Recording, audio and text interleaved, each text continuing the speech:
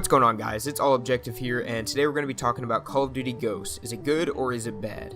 Now, if you really think about it, Call of Duty Ghosts actually added a lot of cool things that everyone just overlooks because of its color and its bad score streaks and things like that.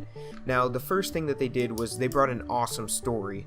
Call of Duty Ghosts was one of the best campaigns I've ever played, and I've been playing since Modern Warfare 2 and Black Ops 1. So, I mean, that tells you something. It had a lot of cool characters like Merrick, Hesh, Elias, and a really good story about how just a whole squad of guys can take down an entire army that's trying to take over the world. Now, while some people give it bad credit for its ending, not going to spoil it, but a cliffhanger at the very end, I think it was actually a pretty smart move, just leaving the door open for a Ghost 2. Now, another thing that Call of Duty Ghosts did good is the hit detection. Now, in case you don't know, hit detection is when you're shooting the enemy, you get the hit markers. You shoot close to them, you'll be able to pick up the hit markers. Now, some games have done this really badly, like Advanced Warfare, for example. It wasn't the best hit detection. Ghost really nailed it right on the head with its hit detection. I was playing it the other day, and I was getting hit markers on every shot that I even took.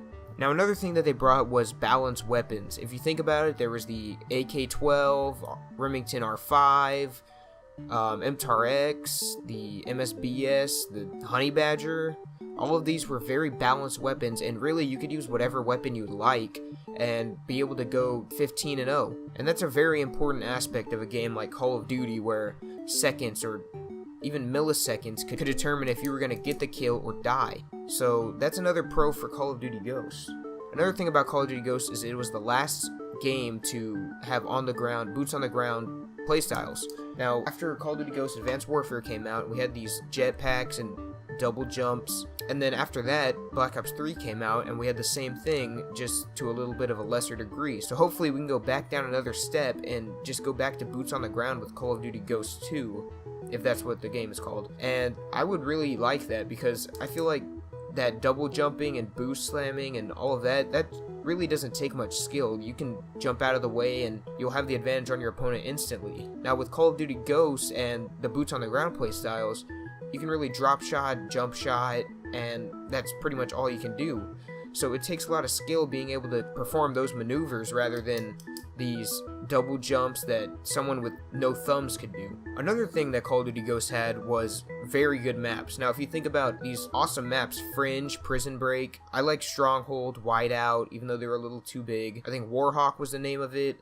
These were balanced maps with 3 lanes, traditional style. I mean, they don't get enough credit for what they did for this game. If this game didn't have these kind of maps, I think even less people would play it, and I hope Call of Duty Ghosts 2 can deliver on these maps again, and I really think that it'll increase the replayability of this game. So another innovative thing that Call of Duty Ghosts brought to us was customization. Now, if you think about it, before Call of Duty Ghosts, all we had was, you'd pick Ghost and you'd get a ghillie suit. You'd pick Flak Jacket and you'd get some armor. You'd pick Lightweight and you'd get a little guy with a bandana.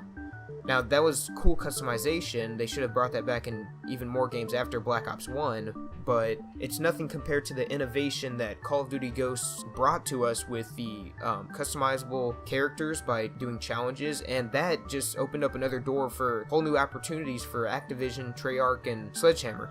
That allowed them to bring supply drops, which a lot of people don't like, but I mean, I don't see a problem with them as long as it's a fair system and, there's no pay-to-win aspects to it like overpowered weapons. And another thing that this did for us was it let us really have a personal touch to our character.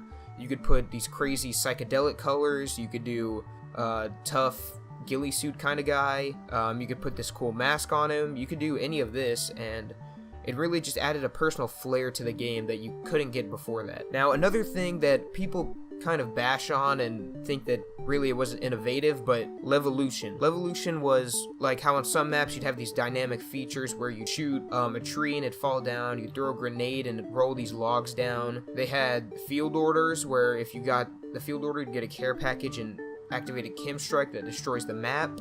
I mean, these were big time things that were innovative for their time, and really only one other game had done it, which was Battlefield. And I mean, this game really brought something to the table that could be expanded on in the future, and it could really bring something to the Call of Duty table.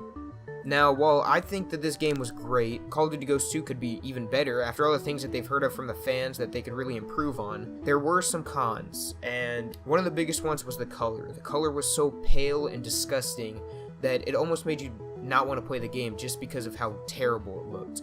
There was these browns, greens, grays. It was nothing like the maps in Black Ops 3 where you have these colorful water parks and these vibrant villages and trees and forestry. I think Infinity Ward has heard this from the fans that they really need to improve on their colors, and I think they'll deliver this year with Call of Duty Ghosts 2. And then another thing that was terrible with this game was the score streaks.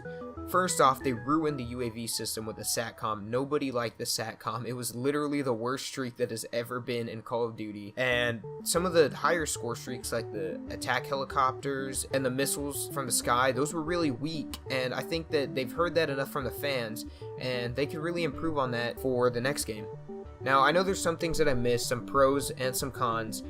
I couldn't really think of anything else that I didn't like about Call of Duty Ghosts. If you guys remember anything that you don't like, please leave it in the comments below. And remember, if you did enjoy this video and you would like to see more videos from me, smack that like button and don't forget to subscribe. See ya.